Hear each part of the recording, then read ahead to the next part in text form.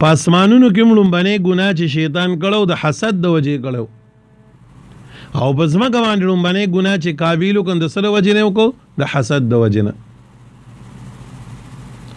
نو حسد محترم یو ډیر لوی ناکاره مرض دی الله دې موږ تاسو ټول وساتلی کی حسد یو ناکاره مرض دی حدیث شریف کی راځي ان الحسد یاکل الحسنات دا حسد چې کوم دین دا د انسان دا نیکای داسې ختمي لکه اور چې ولګي او دا جامبرې وچې جامبرې بړلکۍ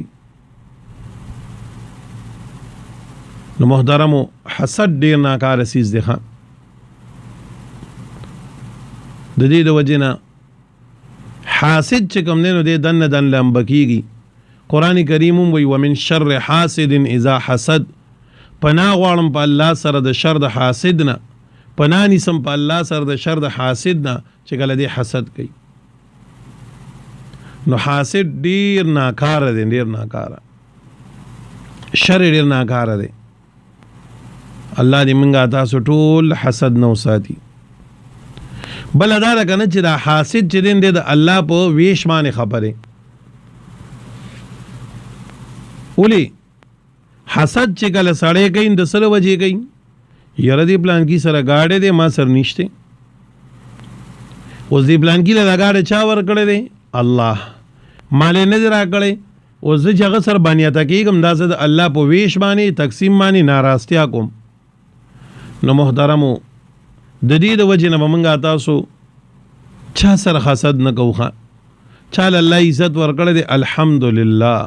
چاله مال ورکړی دی چاله دولت ورکړی دی چاله علم ورکړی دی الله دې ټولو ته مبارک کی او ټول ته دې الله نصیب کی ها البته عفتا په حدیثو کې راغلی ده سیالی عفتا دا جایز ده لکه نبی علیہ الصلوۃ والسلام فرمایي لا حسد الا فی الاثنين نو یو اغینه مراد محدثین وای غیبته ده غیبته جایز ده غیبته دې ته ویل کیږي چې یو سړی سره یو گاډی دی را روان دی ستا پړه کې خوند تعالی درکو یا الله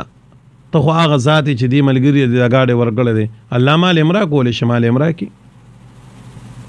ها یو کس ته دغه بچی نیک دی صالح دی حافظ دی عالم دی سکول کې کامیاب دی سر روان دی نو ته دامو آیا پلان کې سګي اکثر نو بسو کی دا سمګه و چې داغه خلاف ته سوچو کې چې د رستو کوم نه الله ورکون کې ذات خوتی اغستون کې امتي الله کریمه د پلان کې دا بچی رسنګ صالح کړي زماره اولادوم داسې کی نو دا عیب تر دا جایز ده او حسد ګور ډیر زیات ناکاره شي ځخه د دې وجه نه موږ تاسو اچا سره حسد نه کو چې چاله الله سور کړی دی موږ په خوشاله یو او یقین ساتي د الله په ذات چې کله تاسو د چا سره حسد نه کوي الله بدل د خپل غیبی خزانو نه داس صدر کی تاسو سوچ کې بم نه تیریږي فکر کې بم نه تیریږي د بل مسلمان په عزت خوشاله دل دغه په مال خوشاله دل دغه په علم خوشاله دل دغه په تقوا خوشاله دل دغه په ظاهری باطینی کامیابی باندې خوشاله دل بل حسد چې دین د روحاني مرزونو کې داسې یو ناګاره مرز دی چې دن بری جلوس کوي خرابای بدی نیکای بدل تبا کوي او په وخت باندې بس وځيږم حضرت دانوی فرمایي وای د حاسد د پاره د آخرت د سزا نه مخکې د دنیا د سزا ده چې دې چا گاډي ته ګوره دن وای کنه نو اسې سوځيږي د چا نوکرای ته وګوري چا بنگلې ته وګوري د چا غنمو فصل خولې شوی دی ها الکه تاسو دی کانال سوټي مو وکړو او دن ورلکه وای کنه وګوره وې دا د بیا مخ کې شو پړو کې داس یو غلطه عقیده پیدا شي نظریه پیدا شي دغه په تقاضا باندې د پړو کې بغض پیدا شي د کډې لوی تباہی د اخرت تباہ کوي سړي لخه پوه شوي دنیا اخرت دل تباہ کوي په دې حسد باندې تر هغه یو دانه کمول نشي دور عزت نشي کموله خدان دن جلوس کې او لمبه کې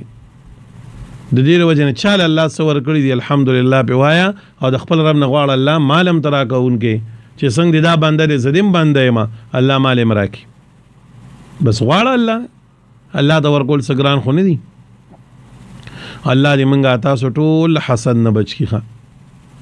حسد نو ګوره په مخ د زمګړم باندې قتل چې شوی دی نو دا حسد د وجه دویم نمبر دی واقع موږ لدا سبق راکو چې چا د ګناه یو لار ایجاد کړه